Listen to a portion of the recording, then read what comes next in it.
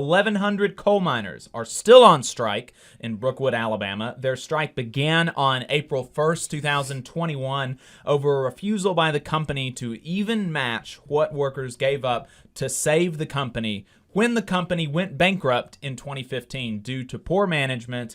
And, of course, the executives never gave up anything. The executives kept their positions after the company was bought out by New York hedge fund managers.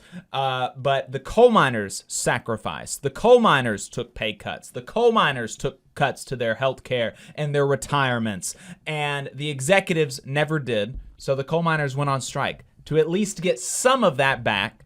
And they came to the bargaining table, the company did, asking for more from the workers, even amid record-breaking profits and record-breaking compensation for executives at this company. We've done a few deep dives into the strike, and we've spoken to many people involved in the strike over the course of last year. We'll do another deep recap in the new year and talk to some more people, but for now, we've got a small update. Last weekend on Sunday, December the 19th, they had a Christmas party where the children of the striking miners were given every single gift that they requested, thanks to donations from the community, from other unions, and from listeners like yourself. That's awesome. Yeah, we're very proud to have hopefully played a small part of that. I know that several of us here involved in this program and in our unions donated to make sure that they had, that those children didn't suffer because of the greed of the company that their parents work for,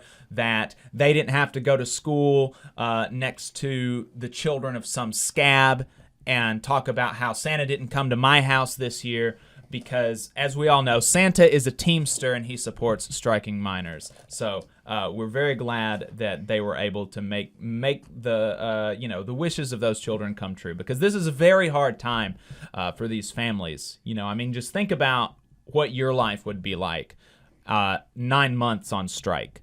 That's a very big commitment, and that these folks are still staying strong, fighting the good fight. We need to support them however we can. So very glad. And these small things like a kid, a kid getting a present while their parents are on strike. It seems to me, I think that can really make or break the child's perception of the labor movement, of what their parents are doing. Because, you think about you're a 7, 8, 9-year-old kid, your view of the world isn't very sophisticated, right? And so, your parents do this thing, and they can tell you all that until they're blue in the face about why it's important to fight against corporate greed, why what they're doing is the right thing. But, come Christmas time, if you're the only kid in your class that doesn't have a Christmas present, then, that can feel really alienating, and that can feel like I could see how that would be a bummer, and you wouldn't have a Christmas present because your parents went on strike. And you might not. It might be difficult as a young person, as a small child, to make the connection that it's not because my parents are fighting for what's right. It's because the bosses are keeping what's right from them. So instead of the children, having a terrible Christmas and potentially having bad feelings, they're going to have a good Christmas. They got everything that they asked for. And not only that, they saw at this event on Sunday, they saw the community come together. They know that these presents are donated from people all across the country who are supporting their parents and them as they fight corporate greed here in Alabama, connecting people all over the country, all over the world, to make sure that these children have, that they have a good Christmas. And I think that hopefully I'll be able to talk to some of these people, some of these children 20 years from now, when they're in a union, when they're on strike, and they can tell about how they remember when they asked for I don't know, what do kids ask for? They asked for an American Girl doll, or they asked for a new bicycle or something, or they asked for a new video game. And I remember when my parents on strike, I didn't think that I'd get Christmas this year, but the labor movement came together for it. They came through for us, and we were able to have Christmas this year. So I think it's going to make good stories for these people. I think it's going to strengthen their resolve. It's going to make it easier for them to stay out on strike. So very happy to hear that. Yeah, and I think that's what the Christmas spirit is all about, honestly. It is about giving. It's about supporting one another, loving one another. And I think, not just to be on strike that long and to demonstrate that resolve, but to, have the community support, to have that sort of fellowship.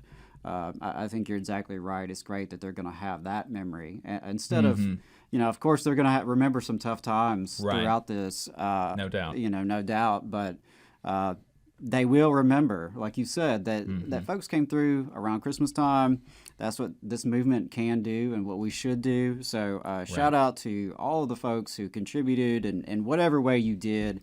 I think that's great. And it's, it's unfortunate that we don't have a new contract available yet for Christmas, but as long as they're on the line, we need to have their back.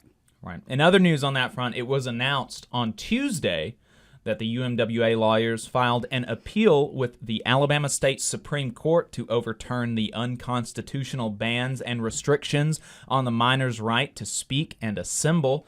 Justices for the Alabama State Supreme Court are all elected, and they are supposed to protect freedom of speech and freedom of assembly. And our state motto is, "We dare defend our rights." So let's hope that these justices take that motto seriously and that they see our rights as the rights of working Alabamians instead of New York hedge fund managers.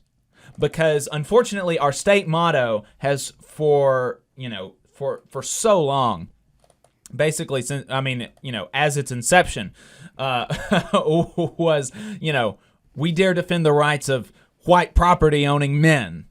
And I think that's a beautiful motto. We dare defend our rights.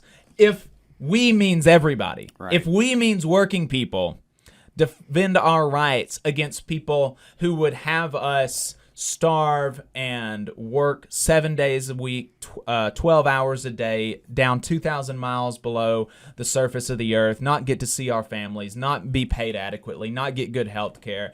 I think we should defend our rights for people against people like that. But of course, a lot of our politicians don't see the motto that way. And so while we can hope that the Supreme Court does what's right, we do need to prepare for them not doing what's right. And I know that the UMWA has plans for that, and I know that they've got a community that will support them. So we will be updating y'all on that. Well, and I think this is a lesson how you can't rely on just the legal fights alone. And obviously, UMWA has not. They've taken the ultimate action of a strike. They've built community coalitions. They've gone to Wall Street to protest out front of the hedge fund managers. So, I think there's a tendency sometimes in labor unions as institutions that we get really tied into legalese. We get tied into lawyers and courtroom fights. But ultimately, the law is what it is. Most of them are not written for us as normal, everyday working people. And even to the extent where we have some protections and rights in law, well, that's only as good as the judge that is ruling on it. And we've had such a massive amount of anti-employee, pro-employer judges in the state of Alabama and across the country that, it's a stacked deck. So while, I applaud UMWA for taking this step, it's necessary, it's something that has to be done. We can't just sit back as union members and hope that we can win our victories in courtrooms.